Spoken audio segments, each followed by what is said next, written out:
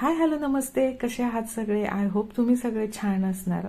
माझी तर आज इकडे पुरते वाट लागली होती, कारण आज खूप विकनेस होता. पाय खूप दुखत होते, कंबर खूप दुखत होती, पण स्वयंपाक तरी करायचा होता. कारण माझी जबाबदारी आहे माझ्या घरच्यांची आणि स्वतःची पण, त्यामुळे स्वयंपाक हा करायचा होता.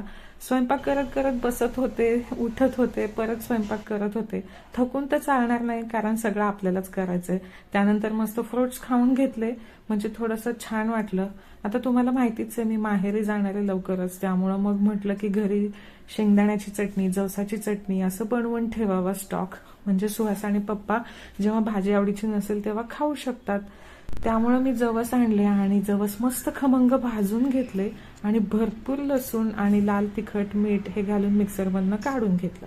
आणि शेंगदाण्याची चटणी पण तशीच बनवून घेतली. शेंगदाणे मस्त खरपूस भाजून घेतले, त्याच्यामध्ये लसूण, लाल तिखट, मीठ घालून मिक्सरमधनं काढून घेतलं आणि मस्त बरण्यांमध्ये चटण्या भरून ठेवल्या. म्हणजे माझं टेन्शन गेलं. जाण्याआधी जेवढं काय काय करून ठेवता येईल ते सगळं मी करून ठेवलं होतं. बरं, आज स्वयंपाक माझा झालाच होता, पण आज मला तवा पुलाव बनवायचा होता. आणि हो, तवा पुलाव तव्यात बनवायचा होता, पण मी पातेल्यात बनवला.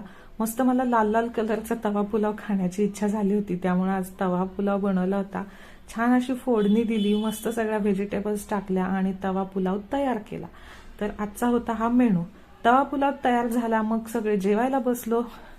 थोडासा आराम झाला आणि भरपूर गोष्टी झाल्या. तर आजच्या ब्लॉगमध्ये एवढंच.